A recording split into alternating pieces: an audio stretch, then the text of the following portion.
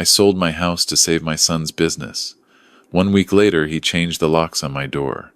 But when the lawyer called, what she said made my hands go cold. My name is Walter. I'm 67 years old. And for most of those years, I believed that a father's love was the most powerful thing in the world. I believed it could bridge any distance, forgive any wound, carry any weight. I don't believe that anymore, not in the same innocent way I once did. But I believe something else now, something I had to lose everything to learn. Let me tell you what happened. I spent 31 years working for the County Water Authority in Dayton, Ohio. Not glamorous work, not the kind of job that gets you invited to dinner parties or makes your kids brag about you at school. But it was honest work, and it paid for a modest house on Clover Street, put my son through college, and left me, at 62, with a small pension, a paid-off mortgage, and enough savings to live quietly until the end. My wife Margaret passed 8 years ago, breast cancer.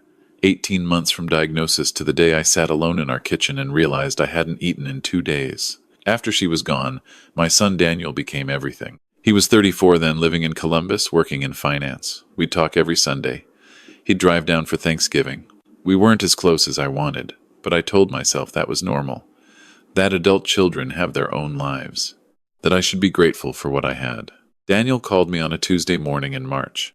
I remember because I had just come in from checking on the garden Margaret's old rose bushes, which I kept alive more out of loyalty to her memory than any talent for gardening. He sounded different that morning. Not his usual polished, confident self. His voice was thin, tired. "Dad," he said, "I need to talk to you about something. Something serious." I sat down at the kitchen table. "Tell me." He explained that his business, a logistics consulting firm he'd started 3 years earlier, was on the verge of collapse. He had a contract fall through, a major client that had backed out at the last minute, and now he owed nearly $200,000 to suppliers and couldn't make payroll for his 6 employees. If he didn't get a cash infusion in the next 30 days, he'd have to file for bankruptcy and let everyone go. "I've tried the banks," he said. "They won't move fast enough. And my investors are spooked." I asked him what he needed. He was quiet for a moment. Then, "Dad, my house is already mortgaged. My accounts are frozen in the review process. The only way I can access capital fast enough is if he stopped. Started again. Your house is paid off. If you sell it, or take a home equity loan, I can use that as collateral to bridge the gap, just for 90 days.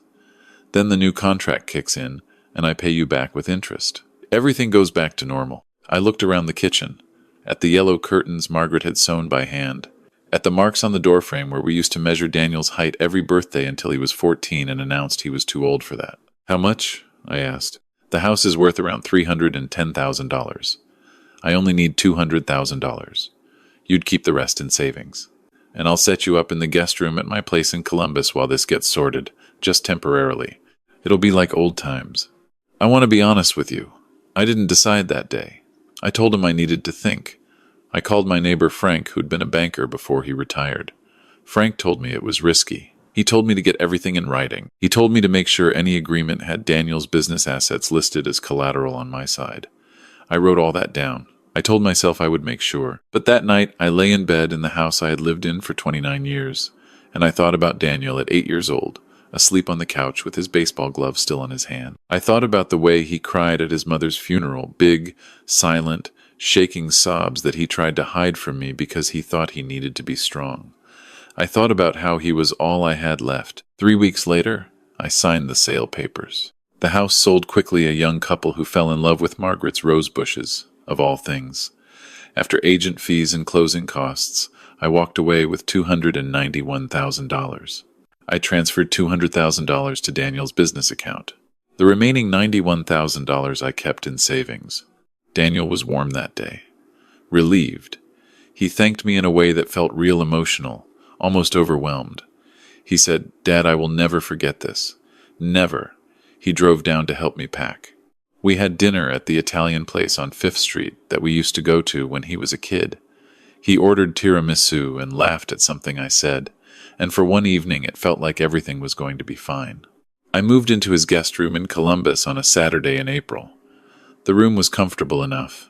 A queen bed, a window overlooking the backyard, a small desk. His wife, Renee, was polite but distant. She'd never been warm toward me. I'd always sensed she found my visits inconvenient, but I told myself this was temporary.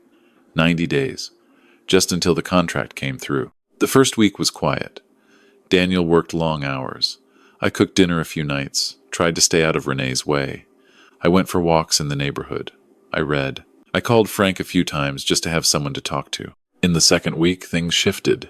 Small things at first. Renee stopped making eye contact at breakfast. Daniel started coming home later and later.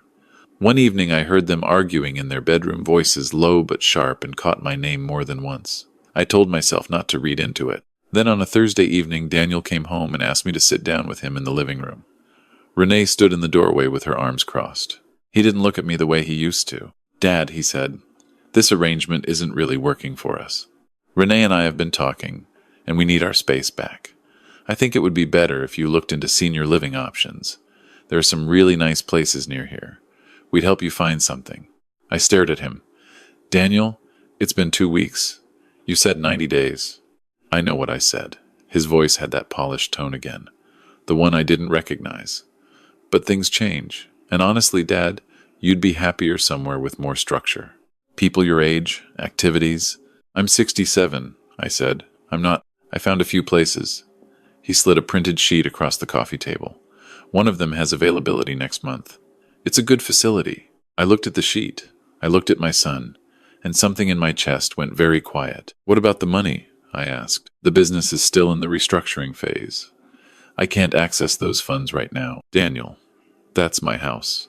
That's everything I had. You'll be taken care of," he said. "That's what the senior facility is for.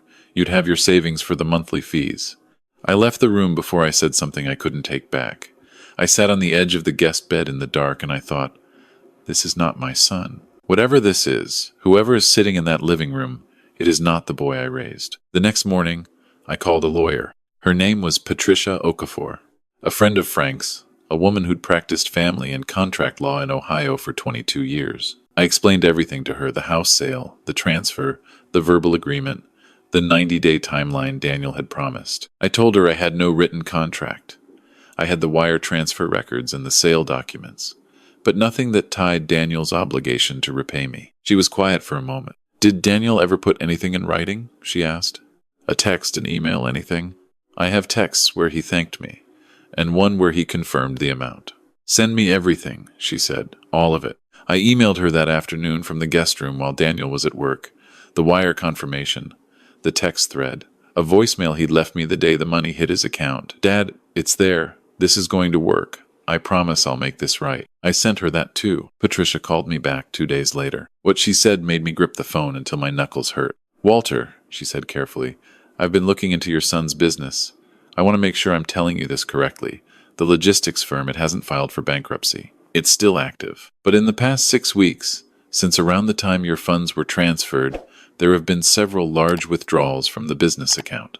A wire to a travel agency, another to a luxury vehicle dealership in Columbus, and a third, this is a significant one, to a private real estate firm." I didn't speak. "Walter, are you still there?" "Yes," I said, "I'm here. The $200,000 you transferred does not appear to have been used for business debts. At least not primarily. I need you to come to my office. We need to talk about your options, and we may need to move quickly." I sat in that guest room for a long time after I hung up. I looked at the window, the backyard, a bird feeder Daniel had put up that nobody ever filled, and I made a decision. I didn't confront Daniel that night. I didn't want to give him time to move anything, delete anything, prepare.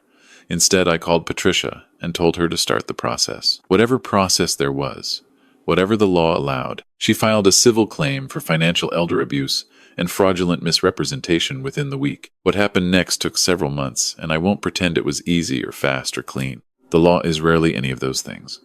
But here is what Patricia uncovered, piece by piece, as she subpoenaed records and interviewed Daniel's business partners. The business had not been in genuine crisis. The client contract falling through was real, but the scale of the debt Daniel described was significantly exaggerated. He had used the panic of the moment and my love for him to extract capital he then used for personal purposes. A vacation to Portugal with Renee, a BMW, a down payment on an investment property in his wife's name. None of it was for the business. None of it was going to be paid back on any 90-day timeline, because there had never been a real plan to pay it back. Patricia also found something that turned my stomach. Renee's sister worked in real estate. The investment property down payment had been transferred the same day the money hit Daniel's account before I had even finished unpacking my bags in their guest room. He had known, from the beginning, exactly what he was going to do. At the deposition, I sat across a table from my son for the first time since I'd left his house and moved into Frank's spare room. Daniel was thinner. His eyes moved quickly, like a man calculating. He looked at me once, briefly, and looked away. His lawyer argued that the $200,000 was a gift, that there had been no formal loan agreement, no written contract, no repayment schedule, that I had given the money freely and could not now claim otherwise. Patricia introduced the voicemail, the texts. She introduced testimony from one of Daniel's former employees, a young man named Marcus, who had worked for the firm and had been let go 6 weeks before Daniel called me. Marcus testified that Daniel had told him the business was restructuring, not failing, and that a major new contract was already signed. There had been no real emergency. The emergency had been manufactured. The judge ruled in my favor. Daniel was ordered to repay the $200,000 in full, with interest. The investment property his wife had purchased with funds traceable to my transfer was subject to a lien. His personal accounts were frozen, pending repayment. He was also referred to the county prosecutor for criminal review under Ohio's Elder Financial Exploitation Statute. I didn't feel triumphant when I heard the ruling. I want to be honest about that. I felt tired. I felt the particular sadness of a man who has been forced to look at something he spent years not wanting to see. My son had looked at me, his father, the man who raised him, who loved him more than sense, sometimes allowed, and seen a resource. A number, something to be managed and then set aside. But here's what I didn't expect.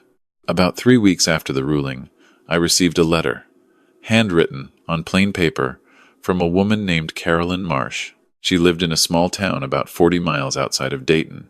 She wrote that she had seen something about my case in a local news brief, a short piece that a reporter had picked up on the court filing. She said she was 64, recently widowed, that her husband had passed the previous winter. She said she had 2 grown children who called occasionally but lived far away. She said she had read about what happened to me and wanted to write because, in her words, I know what it's like to suddenly have nothing to hold on to. She didn't ask for anything. She just wrote.